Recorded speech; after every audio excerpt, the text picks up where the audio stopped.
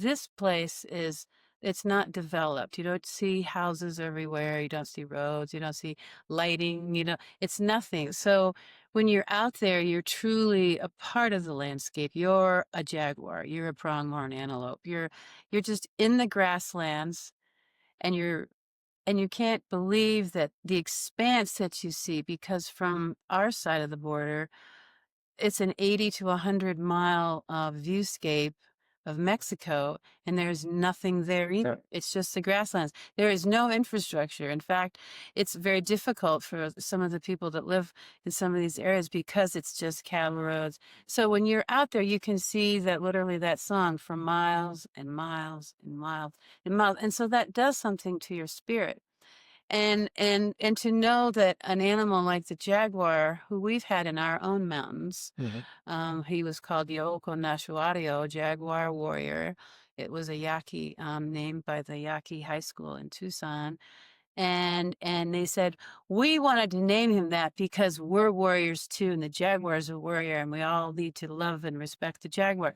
So when you have where we sit in our home, not 5 miles from us, we knew he could have passed in the mountains, and we know he had to. So the jaguar really is a representation of everything it's connected to, right? From the small to large, to the visible to the invisible. Yeah. It's a symbol, and he's the apex predator, and that's what, if I do all right, everybody else does okay. Yep. And as the Tahana Ataf Nation, they named the last jaguar the jaguar that is still walking amongst us, Oshad Nukudum, which means jaguar protector. He showed up in 2023 on my birthday, after we had removed the shipping containers of where now the wall will be. So he was coming out. He keeps coming up too. He's a very active jaguar, so he could potentially be trapped here and never find a mate and die. So it's like this. Here we have this iconic, otherworldly, mystical, spiritual, and real creature amongst us, and we're not going, wow, what do we do? Why don't we help this animal and help him come back and not have the wall and not have resistance?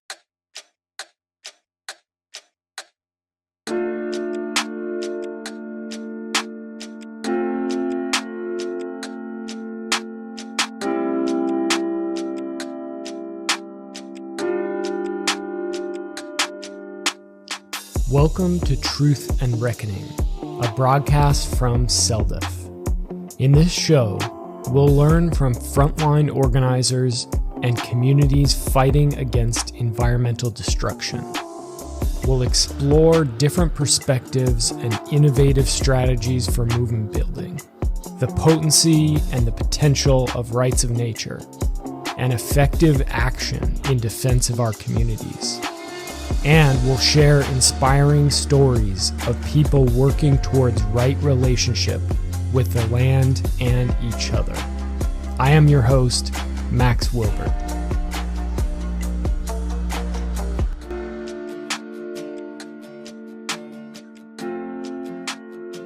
Hello, everyone, and welcome to Truth and Reckoning. Our conversation today is an interview that Kai Huschke conducted with Kate Scott and Tony Heath. They're two community organizers who live in southern Arizona in the San Rafael Valley area. And Kai was recently down there in southern Arizona along the border wall, where the current presidential administration is expanding border walls, building new border wall sections along basically the entire southern border of the United States, cutting off an entire continent. And it's something that's never been done before in human history. So, Kai, would you tell us a little bit about this border wall, this trip, and what led to your interview with Kate and Tony? Yeah. I mean, for one, it was an amazing experience just to be down there, be in that landscape, meet the various people who are resisting this border wall construction that you made mention. It's also interesting from CELDF's perspective because, we've very often many, many times have said, it's not the issue so much that we're needing to deal with, it's the structure and the system that has allowed the particular issue to, to affect your community. And it's been more in the range of sort of cited activities, right? Like the factory farm or industrial timber, setting up shop and doing its various forms of oppression and destruction and violence, the pipeline coming through. So it's very interesting from an organizational perspective, working with people on an issue like the border wall, because here now we're dealing, at least on the surface, with the federal government, who is, positioning this wall. The need for the wall is a security need. Sort of somehow an economic protector. We have all these undocumented people, who are stealing jobs from citizens of the United States.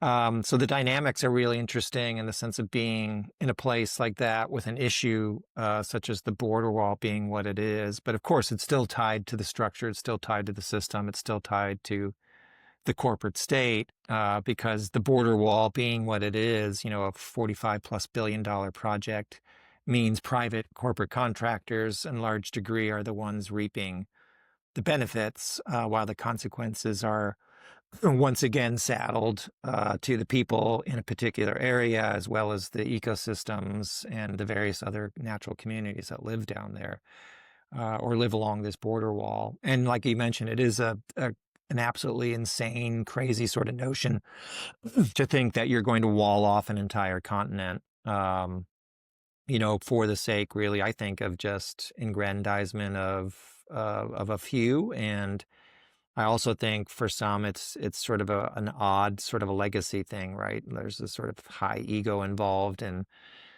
sort of asserting that there's a need for this, and I want to be remembered for building this wall and keeping out all the the bad people, the murderers, the drug dealers, again, all those people stealing American jobs. So yeah, it was an interesting environment to be in. As we've seen over the years here at CELDF, the dedication and the energy that this small group is putting in to resist this wall in the various ways they have is quite amazing, as we've seen others do in their own communities. So that's always heartening, despite the odds that they're up against, to see that dedication to want to stop the wall from being constructed, because that area is largely open in the sense of the landscape down in that part of the border wall itself in southern Arizona there, just kind of south of the Patagonia Mountains. And if there is a barrier now, but it's basically looks like a cattle fence, if you can kind of imagine that. But it's constructed of metal.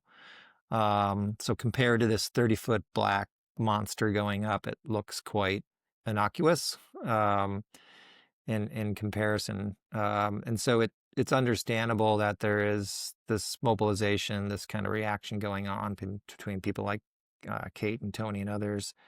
And they're largely doing it for non-humans. They're looking at the pronghorn, the bear, the ocelot, and then of course the highly endangered jaguar that is literally going to be cut off from their own family members, their own territory, their own home, if this wall goes up, because there's no going through the wall, there's no going over the wall, there's no going under the wall from those particular species as it stands. And so here you have humans rallying in defense of their relations to try to stop this thing. There are so many contradictions embedded in this whole process. You're talking about the ecological impacts, but of course, this is also linked to the ICE raids that we're seeing across the United States, the demonization of immigrants, which has always been a strategy of authoritarians and really anyone who wants to consolidate and expand centralized forms of domination power, to find a scapegoat and to target them relentlessly, brutally, to villainize them and demonize them and turn them into the bogeyman. It's a process which we have seen play out over and over again in history, and it's happening right now? You know, we're seeing it here in the community where I live. I know you're seeing it there in where you live in Washington State, and folks are being targeted across the country, many of whom have lived here for a long time. There's, like I said, there's so many ironies in this, you know, one being, of course, that Arizona and most of the southwestern United States used to be a part of Mexico before it was taken from Mexico during the U.S.-Mexican War in the 1800s, and now this wall is being built. So, can you talk a little bit more about some of those political contradictions and tensions that you see playing out? Yeah, I mean, it's almost a twist on the saying, you know, when people go to indulge in Vegas, you know, what stays in Vegas, what happens in Vegas stays in Vegas. But, you know, the twist on that is what happens at the border doesn't stay at the border, right? So it's having these consequences in the way that you described. It's very much impacting the entire country. And as so many studies have shown, it's negatively impacting, right? Because the studies have shown over and over again that the overwhelming majority of people who show up without papers, you know, undocumented people, are actually contributing to the welfare, not only of things from an economic standpoint, but really to the quality of life in the communities that they've become a part of. So that's part of the insanity here, that propaganda machine is doing what they're doing about this idea that we need this wall, right? Because somehow we're suffering, and if we don't blockade, you know, this invasion, you know, somehow we're gonna pay the price, where the opposite is really the case. And the other, and many other interesting things happening along the border right now, you know, in order to push this, in order to kind of put the message out against border wall resistors, for instance, is they're declaring large sections of that stretch between California and Mexico as national defense areas, in order to mobilize, you know, military presence, you know, besides the fact that there's oversight already of the federal government. You know, they're militarizing the border.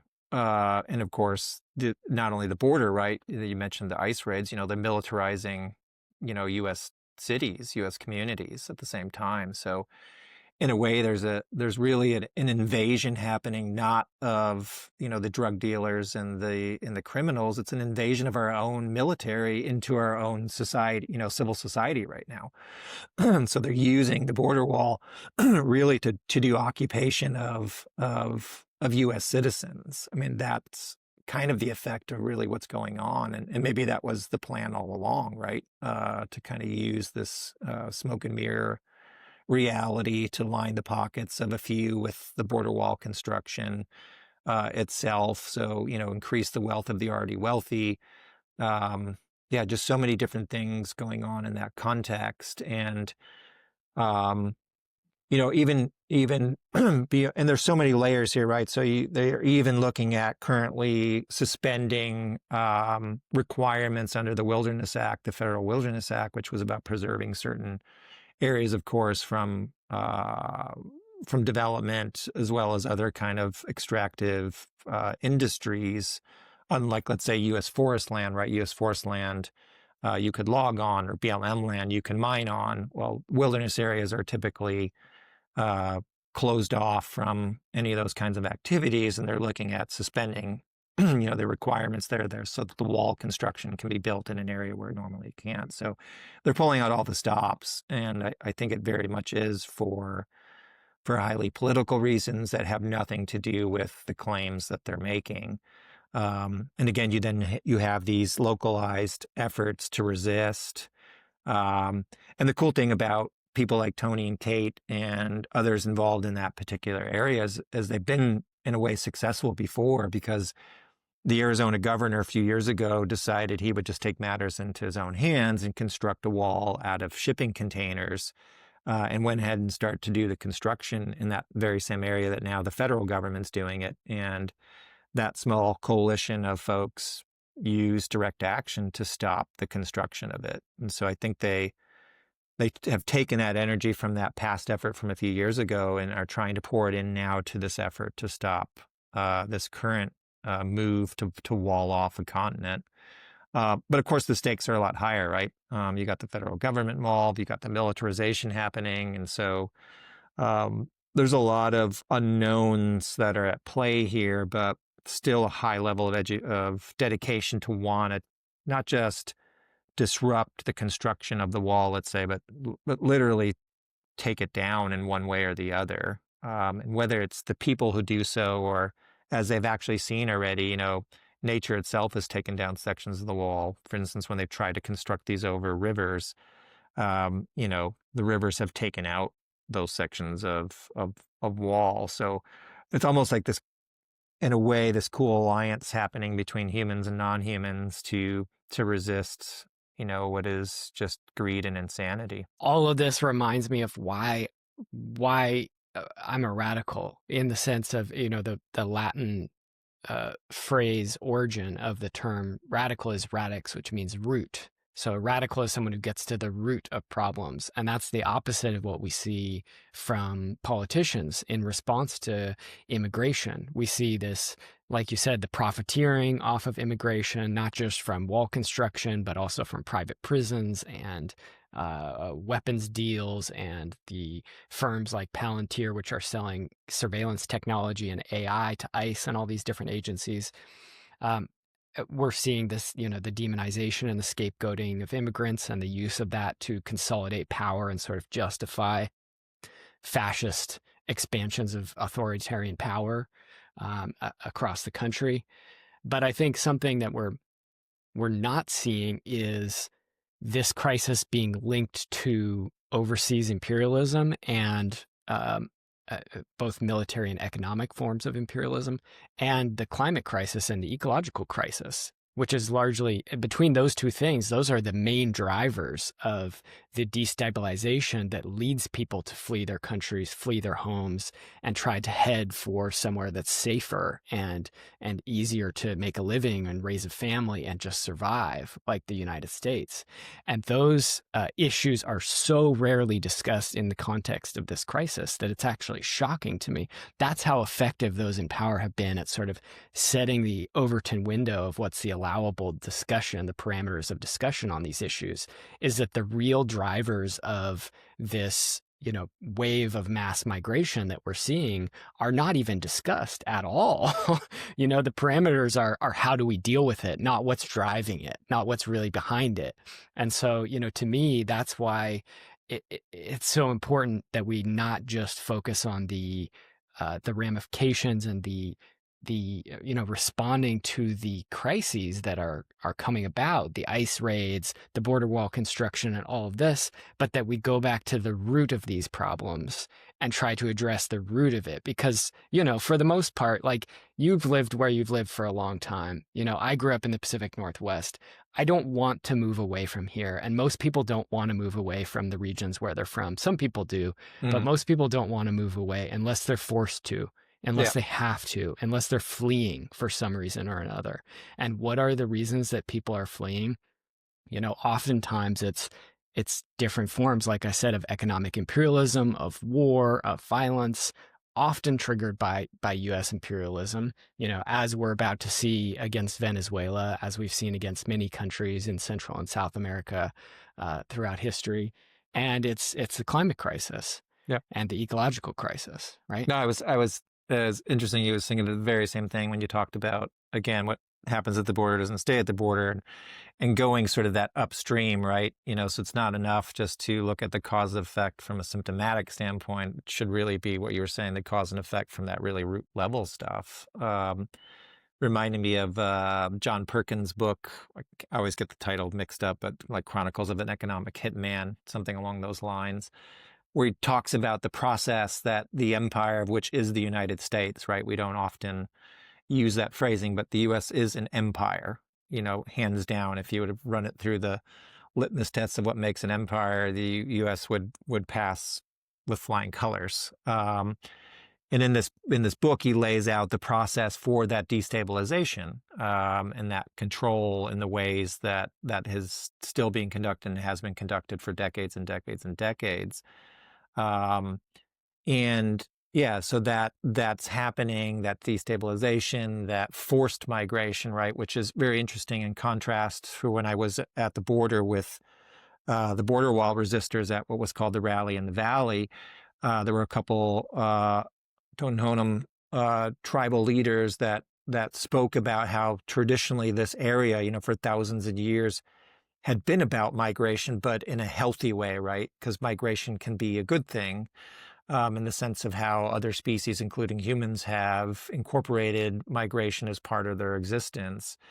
And so there has been a history of really natural type migration in that area, and of course the wall would cut that off. But then you have this artificial migration, this harmful migration happening because of destabilization in other areas. And it's, if we go even deeper, of course, if you have a system of economics like capitalism is set up on, well, it's a natural, I say natural in quotes, a natural reality of what happens if you're constantly looking for your inputs to put into your machine, then to create the outputs of basically stuff.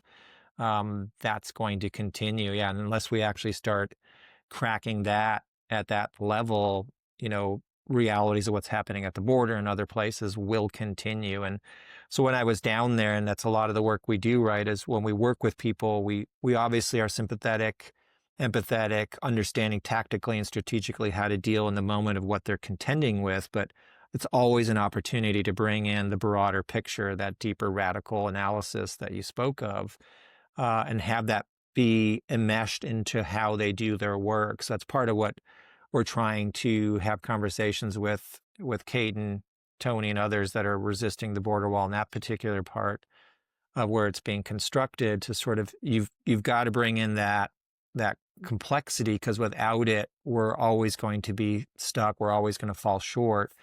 And so you've got to find a way to bring in those other truths, because resistance can usually lasts so long, right? Especially in the context of a direct action, it's going to be time bounded. And so what is the impact of that action in the sense of that structural energy that has to move towards changing that structure, to transforming that structure? If that was the cause, it's a natural thing then to go to want to alter that if you're feeling the harms from it. It's not enough just to contend with, let's say, ripping down the wall. We've got to go further. We've got to go deeper. But these are opportunities to do that, just in the ways that we've been this year alone talking about forest defense, and tree sitting, and the minutia of what that means, or the day-to-day realities that are of course important to figure out how to be effective in that. But then what is it tied to in a bigger sense, and not forgetting that and having that be part of what happens on a daily basis. And I think that's the very same thing happening with the border wall, same thing that happens with tree sits, same thing that happens with defending your community against frack waste, pipelines, pesticides. Again, it's all about that systemic structural stuff. And the more we can wrap that in, I think the more we have, the potential rises basically to actually foment a real revolution, to crack those deeper root level structural things. But we've got to talk about it. Absolutely. Well, thanks, Kai. I think this is a powerful conversation you had with Kate and Tony. We're going to throw in some pictures and some videos that you took when you were down there at the Rally in the Valley, with folks opposing what's happening, the border wall construction, and seeing these lands that are being destroyed and bisected, literally cut in half right now. You want to talk about habitat fragmentation. Cutting off a continent is the ultimate form of that. Yeah. And it's really reprehensible what we're seeing. Yeah, I think the interview, hopefully people will enjoy it. I think it really represents emotionally, psychically, energetically what each of these two people are involved in. But I think they represent a lot of the people in that area. I think they serve as good ambassadors to other border wall resistors. And one other thing before we end here, and people get a chance to hear from Tony and Kate, I thought it was a small gesture, but towards the end of the rally, there was a caravan of cars that came over from the Mexican side, and they brought food for everybody, and got to feed people, literally passing burritos across the existing kind of border fence that's there, the kind of cattle style border fence. But beyond that moment of people coming together for the right reasons, I think it's an under kind of covered thing, which is, there are people on the Mexican side of the border that don't want the border, right? It's usually we hear about people wanting the border wall or those resisting against it from the U.S. side, but I think people need to understand there's lots of people on that other side of the line, so to speak, that also do not want to see this thing constructed. So merely to say there's a lot more of us that are resisting this from wherever we're coming from, including the Mexican side of the border. Actually, I've been wondering how you guys have been feeling since yesterday. Like, what sort of sensations, what kind of thoughts? I mean, obviously, yesterday wasn't a one-time thing, right? It's a continuation of all kinds of time and energy and focus. But, yesterday had its purpose, right? In a way. And so just curious, how each of you are kind of thinking or feeling You about want to go things. first? We go first. I think the event was very successful. The people looked beautiful in the pictures and the masks and the various things. And I think it was a raving success. I really do. I've been feeling a very earth energy from the ceremonies that were performed. I feel that it helps us get in right relationship again. As activists, those people there are activists in different dimensions. And I felt the energy come right up from the earth. At times it was so powerful, I felt like, oh, this is because it was probably just something we all needed. And I feel that the energetic connections we made were very powerful, even though we didn't have a lot of time to really do the mixing and mingling kind of things that you did other events. But as I looked from the podium out at the faces, they were all so intent but it had a glow about them. There wasn't any I don't know, I felt that we were helping them, and it's helped me personally. So the energy that I'm feeling is, okay, let's go. When's the next one? And everybody is like, well, that's how you are, but that's how what they're supposed to do for you. Yep. So you don't get drained. I felt a little discouraged because of the hopelessness of the issue and the proximity of the new wall and all of the trucks and RVs and everything. And so I have a hard time kind of getting beyond that. But I was happy to hear Ms. Grijalva speak very vociferously about the issue, as if there was definitely hope. So I'm going to maintain my sense of hope.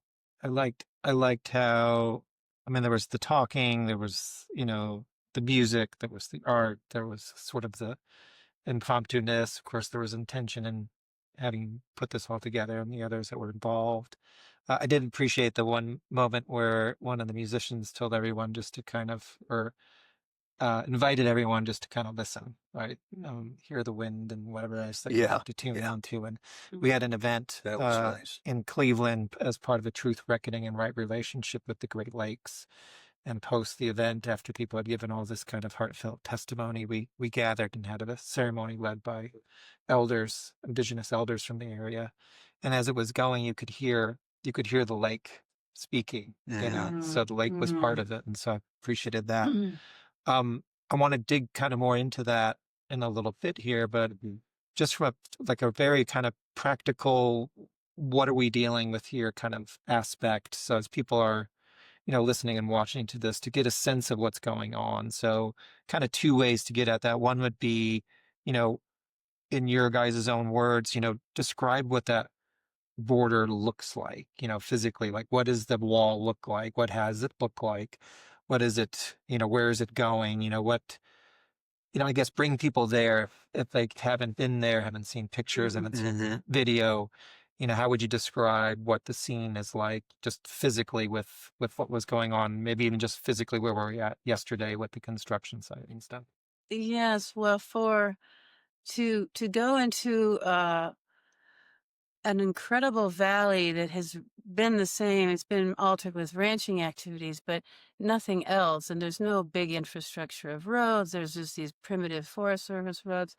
And when you drive to the valley now, you see more and more of the Custom and Border Protection militarization, additional fencing around towers that just stood there maybe a couple of months ago, nothing around them.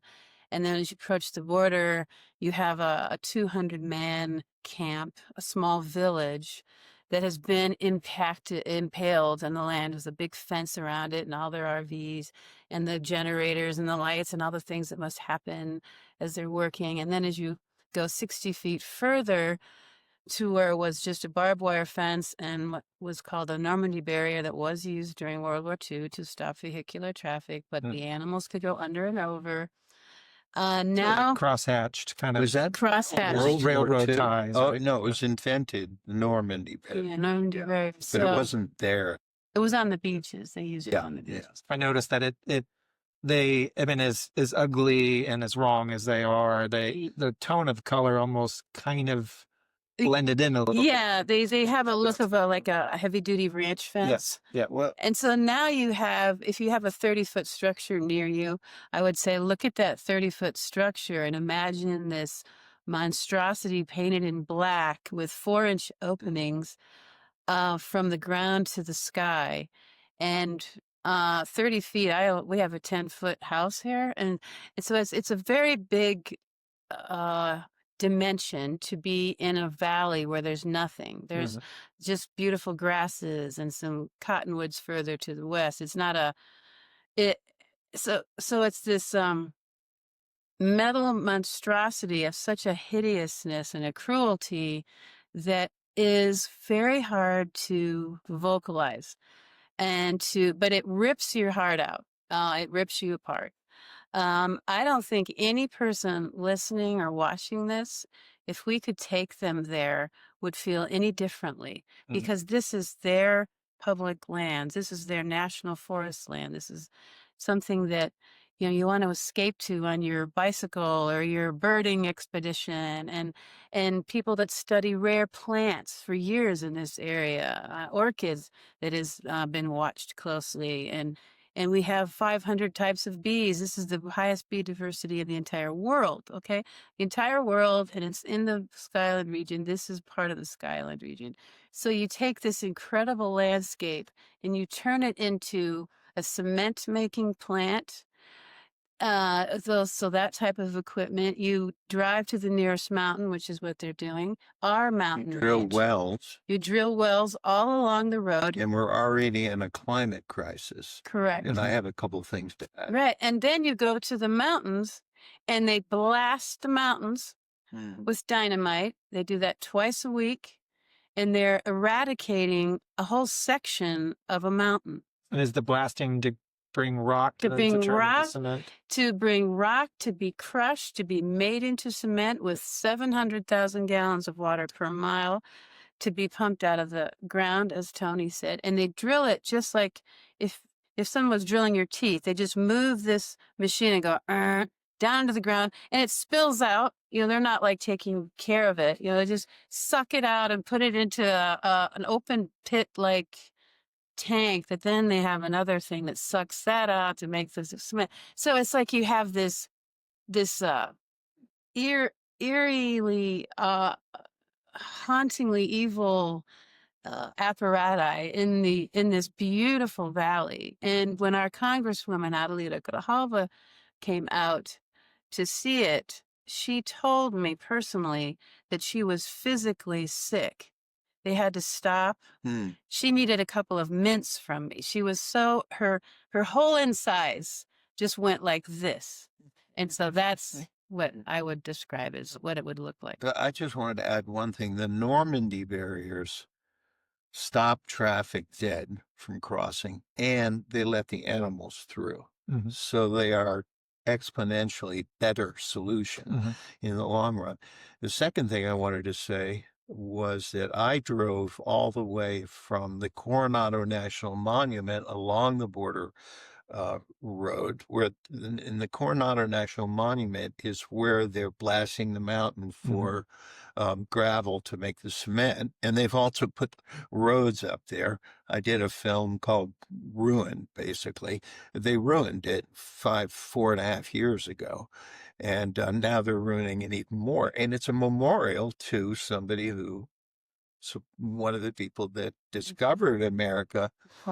And they thought nothing of just destroying it. Now, as I drove along that border road, I was shocked to see that it looked like they were putting in the basics for an interstate, and this is through a pristine valley where the jaguar has recently crossed over into Arizona.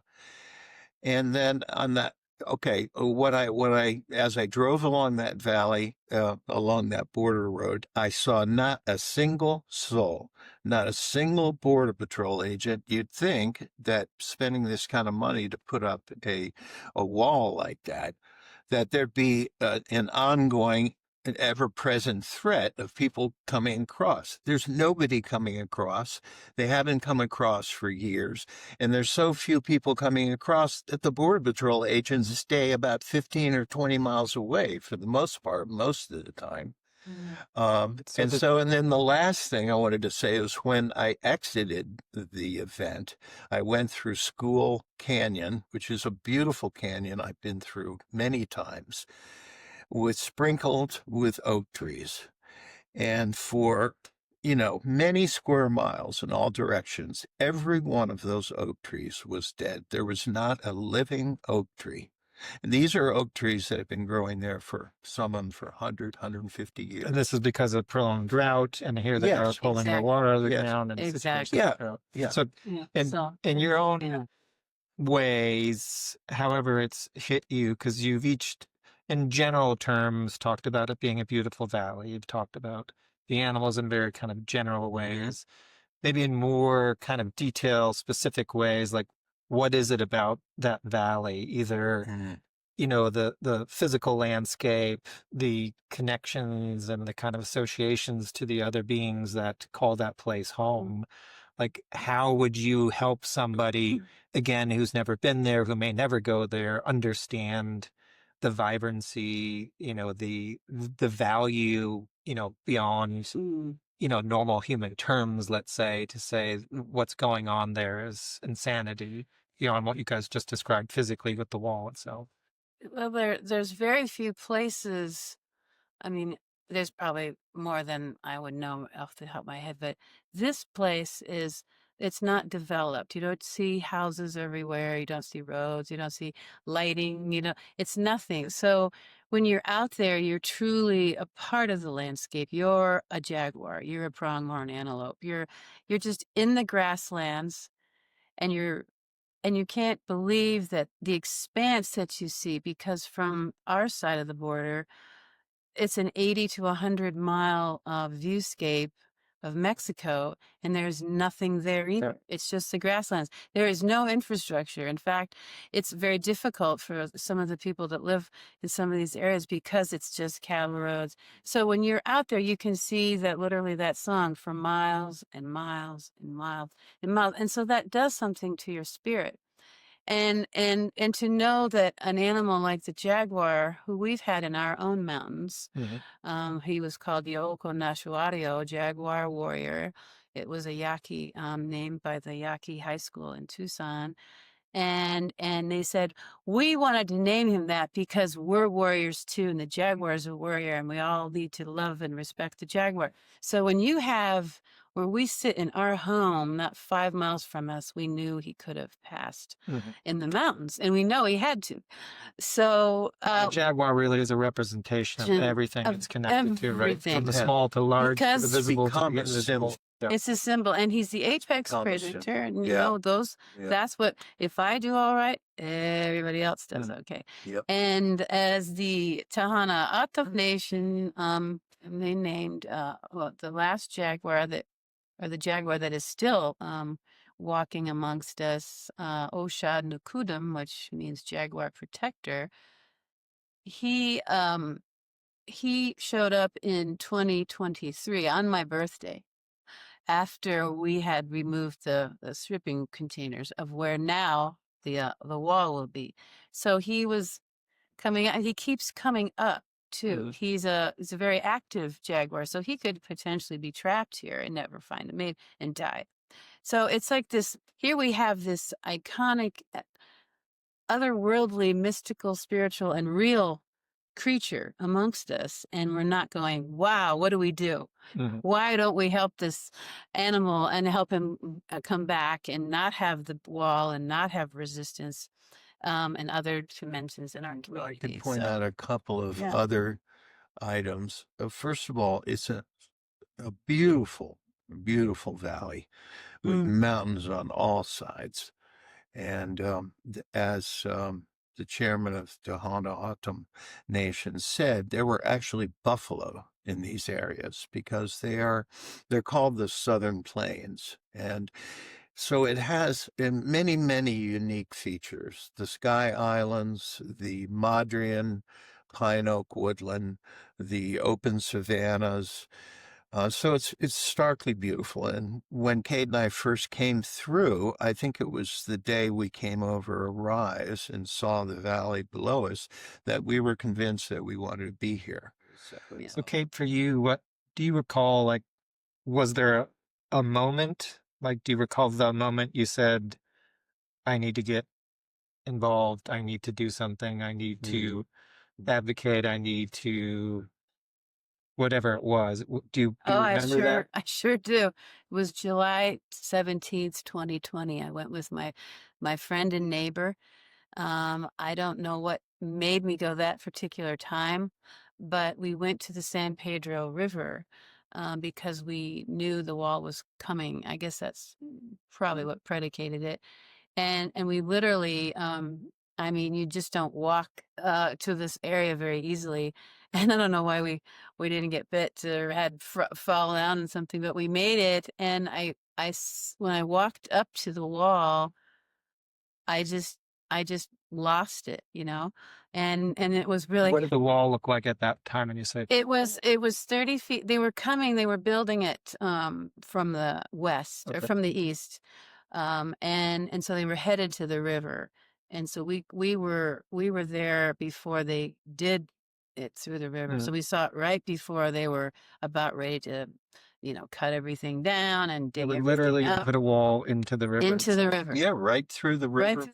How wide is the river? It's a mile and something. No, the width of the river. The width of the river is about, would you say, 75 to 100 feet? Oh, it's a little more than the floodplain. They include the floodplain. Yeah, a pretty good span. It's a good pretty good span, and they also have a elevated highway that goes across it for the Border Patrol agents to go along. Yeah, but I mean, these rivers, the San Pedro is the best example, are avenues where the animals cross from Mexico and the birds into the United States, and it's a neo flyway. So you're at this point. Yeah. So I see it, and it comes over me, and my friend, there's a great picture I took of her, and she just looks so mad.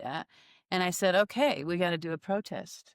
And we did a protest the next month, August 15th, 2020, That was in the river. First, so how many now counting? Well, we'd had one before that because we knew the wall was coming. So we figured out one that Tony did a tremendous design for us, and it was called Drums Along the San Pedro.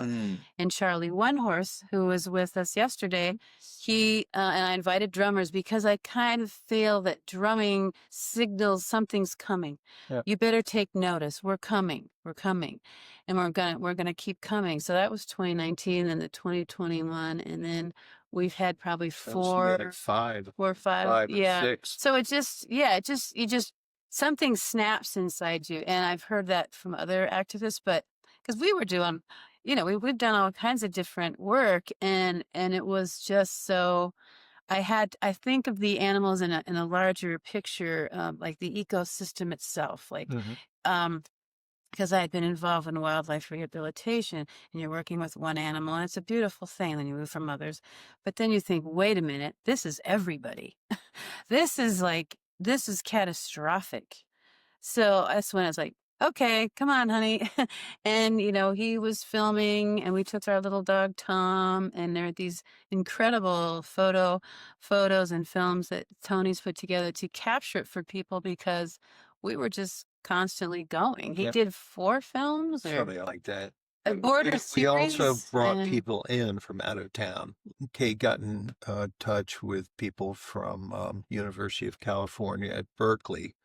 And see, what we thought, we saw the way they blocked off huge drainages, blocked off the San Pedro, and we were convinced that when the rains came, that it would knock the gates and the walls down, and it did. It did to some extent. And so the gates across the drainages are still an ongoing issue. There's The going to be landscape is revolting. exactly. Exactly. So they came in and did a lot of droning and various things, and that data, they have that data. They're very busy people. So I know, because yeah. it wasn't a disaster the first summer, he didn't make it back. What was his name again? Matt Condolf. Matt Condolf from Yes, University just of Arizona. Yep. I'm fine. Yes, so we felt like if we documented it with these, people that know what they're doing, because Matt Condolf, Professor Condolf, has a background in hydrology, and he said in an interview to someone, well, you don't build a wall through a moving body of water. It just doesn't work. And it didn't work in 2021. The walls, the gates blew off in the San Bernardino National Wildlife Refuge area in Silver Creek.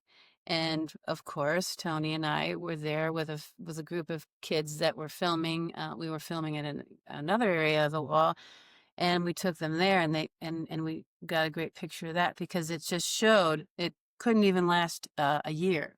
Okay. And it was completely destroyed. Yeah, I mean, these are 18, 20 feet tall gates that were ripped off their hinges. We have pictures. Any engineering mind, even if you don't even have to be an engineer, you just look at it and you go, this doesn't make any sense. I'm not sure why it didn't happen in the San Pedro. Maybe the San It- Pedro. it's- We've been in a drought period, The San so we're Bernardino not getting the heavy rains Right. that we would have typically gotten. that could have done it. But they- I wanted to ask, so, I mean, you guys give a physical description, and I mean, even for people from Tucson, it's not an easy place to travel to, right? I mean, it's very remote. And I feel like often people, when, discussions of what's happening at the border, it's for people who aren't actually directly on the border or who are involved in the It's a big border, they just problem. feel like it's somewhere else, right? It's not my problem. And yet, the administration, whether it's this one or previous ones, their narrative is that what happens at the border doesn't stay at the border. And of course, their narrative includes, we've got to stem illegal immigration. We have to make sure that, the criminals don't infiltrate our country. We've got to keep the drugs out. So that's their narrative, to say that what happens at the border doesn't stay at the border, right? Mm. What is the counter narrative for those that are elsewhere, Yeah. whether they're in Tucson or Phoenix or Kansas City or Chicago or Boston? What happens at the border doesn't stay at the border, but what's the counter narrative to The that? first thing is that the wall is not effective. It's not keeping drugs out. It's not going to keep drugs out. The people who make the drugs and sell them in the States, we have the demand for drugs, and as long as there's demand, they're going to get them through. So the wall has nothing to do with drugs. Tell me if I'm wrong, but aren't we exporting guns to Mexico? They're mostly our guns now, aren't they? So anyway, that the wall's not going to keep our guns in. That's for sure. So I mean, I'll just keep it short. It's animals, and it's the humanitarian concerns. You don't stop animals that have been migrating for millennia, for thousands and thousands of years. You just don't do it. It'll come back to haunt us eventually. And second of all, it's cruel. We are the worst purveyors of climate change, Americans. And this president has turned it all around in the most arrogant way possible. But we are the ones who should be the first on the block to be fighting against climate change. Climate change is what's driving these people north out of Central and Southern America. And it's just cruel. Put up a wall, stop them in the desert, and just say you can't come to a place where we do have the space and we do have the jobs. I used to sort of think, oh, we don't want the Mexicans because we want our area to stay beautiful. And there used to be a lot of trash up in the canyons and different things. I was a little militant, but then I changed my mind completely when I just part of my disgust for the wall was when I realized that animals weren't going to be able to migrate. I said, this is ridiculous. And then I realized that humans are animals and they migrate, and we've migrated for 50,000 years, whatever. So anyway, that's my take on the evil of the wall. What else would you say, Kate? Like, why should people care? Well, they should care because it's their country that's being destroyed. Their own country, their mountains, their rivers, their national wildlife areas. These are the very places from New York City you want to come and experience on your dirt bike or your bicycle and see for miles and miles and miles and not see anything else. Experience the beauty. And it's just, it kind of haunts me because I think, well, what would you think if in Montana they put a wall through Glacier National Park, your favorite place? Just think of your favorite place. Yeah, that's a good. Yeah. And just put a Gives yourself 30-foot wall. Go and find something that's like flat steel place. You can find a 30-foot dimension and picture that going through your favorite river where you canoe or kayak. Picture that going through your favorite canyon you hike, the lake. They go through the lake. Well, they have cleaned up lakes east of us and west of us in California. Yeah. So it's something that people need to feel in their heart, that the cruelty of this all needs to be In America, we addressed. love money, right? We love money. And economically, these are industries that make money, that bring in revenue. And if you take, the source of that revenue and you just destroy it by militarizing these areas and building hideous walls and keeping the animals out, well, you're inhibiting an industry that's a clean industry. And gives back to your heart and your spirit. We all need those wild places, right? There's been so many beautiful writers and poets that if you lose those spaces, Edward Abbey and numbers of people within the state of Arizona, it's just to me, I feel like United States residents have to really look at their own hearts. If they put a wall around their heart, what has happened to? We went to a protest in for our humanitarian friends. And Tony and I are good at coming up with slogans, and so they had us do all the posters. And I said, "Okay, honey, what do you want to say?" And where's your heart, America? No human being is illegal. Animals need to migrate. What did the animals do to deserve this? We all love our cats and our dogs, but what about those beautiful beings out there that make your area where you live what it is, and what makes our national wildlife areas what they are? And so if we as a people can't come together and figure out humane, compassionate immigration policy that doesn't involve a hideous medieval monstrous of steel. On top of the fact that $45 billion Exactly, $45 billion. at a time when they're talking about cutting healthcare. SNAP benefits, yes. Oh. It's don't get him started because this is what he writes a lot about. But that's what the priorities are, all backward and right. So you're literally up against a literal wall. You've been up Wall against... that keeps us in. Yeah. What if there's a huge fire and we have to go south to escape? You have this literal wall, but you've had, of course, other walls, right? Political walls, legal walls. Yeah. Literal force in the sense of the wall of either the Border Patrol or the increased militarization that's going on there. You've been at it for a number of years now. And what is it that keeps you saying it's not enough, got to keep going, it's not enough, got to keep going? Like what is the drive? Well, that they'll take it down. The wall, I mean, keep fighting the wall until there's enough of a consensus that people really want to take it down. They want those animals to migrate. That we're not worried about people coming in. We've adopted policies where they don't have to sneak in. Right. So what keeps us going is that, and that some of these areas can be repaired. I mean, if you can spend all these billions for a wall, you can spend billions to repair it, take it down, if it's the right thing to do. And it is. I guess, and when the Berlin Wall came down, November 9th, actually, just a week before we had our happening, I forget the year, 1980 something. 1989. And it took years of nonviolent resistance to bring that down. And I feel that it won't, I hope it doesn't have to take years, but we could at least try in certain areas to take it down. Yeah.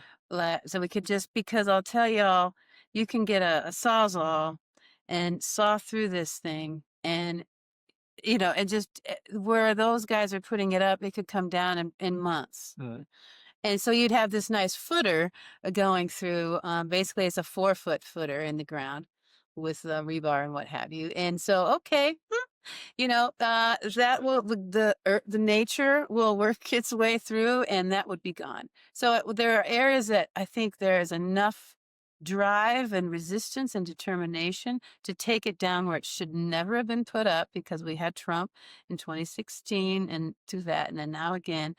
And so I feel that the more we reach out and share via films and poetry and dance and theater and on the ground actions, that it will make a difference. And I heard that in those coming out of the 2 beautiful young women, 8-year-old women that were speaking. One did her poem, Aurelia Niels Bugby and Kiani, singing and sharing her 4 or 5 page statements that I would love to take her. Hopefully, I'm planning on taking her on it. But that's when we do all these actions, because it's coming from the young people that we need to help keep the environment for the next 7 generations. Right? That's the whole thing. And walls, I just feel they just have to. They all eventually come down. It's just something that is antithetical to living. Like Tony said, you're walling in your heart. You're walled in physically. And just so people are clear that are listening and watching, the intention is to build a wall from the Pacific Ocean in California to the Gulf of Mexico and Texas, correct? Exactly. So we've been talking about a specific area, but just so people are clear, this wall is supposed to stretch, the entire border of exactly. Exactly. A lot of it is done already. I mean, there's not a whole lot. Well, there's enough that we can stop it so that it doesn't make that scenario happen. But it would be an unprecedented event in human history that's never been done before, severing off an entire continent from another country. So so just look at your map at home and see, okay, the whole area walled off. So going through rivers, and they're sparing Big Bend so far. So that's the only place left. Okay. So just contemplate that. I just want everyone to think about that. The severity and the repercussions for generations. And the pronghorn antelope is the second fastest land mammal that we have in our valley. And his species has survived since the Ice Age. And I keep thinking about that, Kai, a lot. That here's this species, used to be 7 of them that my dear friend told me, which is, Kate, this is the last one of his kind. And what will end him is possibly a 30-foot monstrosity made of metal. And so I keep that in my heart. And I think we all have to have those energetic things that motivate us. And so I know that I'll keep doing it. And and I'm sure Tony will too, because this is our home, and it's your home too. And we just live a little closer to it. But if it was happening, if they were going to put a border wall between Pennsylvania and New York State, I'd be there. So just think about that. What if they got to get the idea, oh, I need a border wall between Pennsylvania, and because walls have just started to multiply across the, across the world. Dear friends that really study these issues. So we've got it's like this, we're just it's our emotions getting out of control because of the leadership, the lack of leadership. So the last couple of days we've been talking about kind of the bigger systemic structural reality of which the border wall is an aspect, a layer, component, dimension of that. And you brought up a couple of times now, like just imagine, the wall severing your favorite park, your favorite natural area, your favorite neighborhood, let's say, a physical wall going up, but there's all kinds of other walls, metaphorical walls, other kind of legal walls, anywhere and everywhere we live. We're part of a place, right? We have a community, we have an affinity for it, a love. What would you say to those that are dealing with their own walls, let it be a physical one or some other kind of wall? What would you say to them about what needs to be done, kind of the attitude to take, the energy to take, the kind of mentality to come at their own walls? Because clearly we all have our own places. We're all not going to be coming here. We all can't come here, but we all have our own fights that have their own kind of walls that are there. What would you share as someone that's an organizer? Going down on a limb, I'll keep it short, but I think the rule of law is a wall, right? A wall that needs to be there. And look at what President Trump, I don't even like to call him president. Look at what Trump's doing, just refusing to obey the Constitution in many ways and breaking the law outright. Well, there's a wall that I think we should concentrate on taking down along with the border wall. I told you that was going out on a limb a little bit. Well, but it's true. It brings up what Kai was talking about other walls. But what would I say to people to combat those is to be in community with one another and always support each other. I know I'm in some diverse groups of people that are profiled constantly, harassed. We had that happen at our event. The Native American people were profiled, and one was arrested, accused of being, smuggling migrants. So there's just so it's clear, that was just yesterday. That was just yesterday. Yep. And my dear friend, she said, Kate, we were following. I said, you saw it all? She goes, there were military people. There was the sheriffs and the border patrol, 5 or 6 cars and trucks following these people that wanted to dance. Coming from the U.S. side, just the Yes. too, right? They're in Tucson. So again, here's that wall for them. Were they dressed like jaguars? No, they had some feather regalia. Oh yes. And so it's a very real dilemma that we have to face because of the blocks that I can cross freely. Other people can't cross. One time freely. profiling was wrong. And now it's just business as usual. Yeah, corporations can go across borders and do whatever they can do to the land and the people.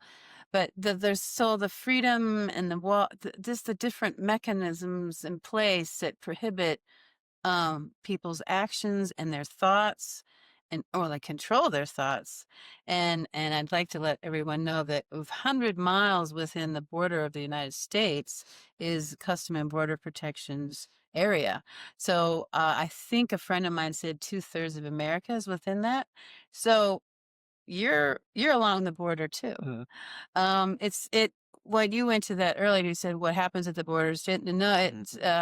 They're coming out now in the forces that we have never seen the likes of in my lifetime or in our country's history, patrolling and hauling people off. It's just, to me, I would have probably been tear gassed and rubber bulleted a number of times by now if I lived in any of those cities because of I could not stand the injustice, because you were talking about that would, when things irritate me, wherever I go, I kind of get involved a little bit, and even like little micro issues of, hey, she shouldn't have had that happen to her. Hey, could you come over here and help her? So I just feel like people need to keep their eyes open, not look at their phones, talk to people, connect, help. Do you need something to eat? Do you need me to deliver your groceries? And so they can feel that they're not being isolated and walled off. As a privileged white woman, I'm very aware of that fact. And I just feel like, we need to. Yeah, just to finish up. Yeah. I mean, in general terms, what can we expect in the resistance? So yesterday was an amazing gathering of people, amazing gathering of energy. Its intention, though, is to use that to then feed into basically future gatherings of one kind or another. So curious about what you'd want to say about that. And then tied to that, what is the need for the effort here? What is the need in general, let's say, around border resistance that people could be tuned into, or if they were so inclined, to get involved in one way or the other? Like, what's the need? Well, in 2026, they should look for good candidates to replace every congressional representative and senator. Send them packing, okay? So that is our power to get rid of at least all the people we know that are working against us. So with our actions, Kai, we are going to be focusing on influencing people that way and influencing hearts and minds of the people that way, because one of the Border Coalition members said, you got me thinking. I'm talking to my senator now about this, and she lives in Michigan. Okay. And so that's what I would say that, we're going to focus on, so that we really take apart this border narrative and crush it. I am sick to death of the whole, like, we're being invaded and blah, blah, blah. So the animals are going to come on the road. And if you could support us, we do have a Give Butter site that we're collecting funds so that we can continue these gatherings, but in other places, to influence hearts and minds, so that they know the animal stories, they know some of the people's stories too, and that can all be conveyed, I think, in the dramatic arts and the filming and that way. So we're hoping we got something yesterday, filming wise, so we can go, okay, here's what's really going on, and here's the beautiful people you're trying to keep people are trying to keep out, that are serving us burritos across the border at the end of the gathering. It's been the average person that has had more impact than the politicians. Exactly. I understand what you're saying and understand why people go there, but we've also seen both parties fail the border over decades. Oh, definitely. So I think that's also a good point to make here, is that it's people like you and others that really are the warriors at the border. Oh, well, thank you. And I feel that, and I should have made that point, Democrats and Republicans. We know there's a fair share more of them on the repugs side, as I call them, but it's this time for a new shift, and the way we think about being democratically, have a true democracy where people are listening and taking care of each other. So, but I hope I answered your question. All I was going to say is our recent push is to use the arts to get through to the general population. We have an amazing movement in this country in the arts, with the empowerment of the internet. Little guys who never had a chance to get a break now are making money and finding access. And that's one of the great things about America now that I want to say. So how do we balance this great thing with this evil with this clear and present evil that's out there, pushing politically, especially the arts? And that was something I meant to mention too, Kai, that I have a children's book coming out in a couple of weeks, and it was brought to life to me yesterday that I think the young voices, and like you said, how are there ways that we're going to go about it? I think the young voices and talents are going to be a huge part of it. The indigenous cultures and their involvement will be a huge part of it, because the hearts and minds were changed so dramatically when they started doing their ceremony. You could just see the people were like, oh. So I feel that we need that we need to hear from them. They've been going through this for generations. We're just starting to get a little of it, but think of what the Native American cultures have gone through since we colonized America. We colonized country. So that with leading with the arts, as Tony said. I'd just like to close this by thanking Kai Yeah. for coming to That was Arizona my line. and for the Did I get my puppet? for being here and giving us an opportunity to speak to your organization, which is extremely effective organization, and on the front lines yourself. So thank you. And Kai has to make an airplane flight a little while, which means an 1.5-hour trip to Tucson. And you got to get there an hour early. Yeah. So we have to cut it. But thank you. No, thank you guys very much. Thank you. Wonderful. And Thanks for hosting, not just to be here to talk, but just We're going to stay in touch. We're going to make some good trouble together. we are. Godspeed.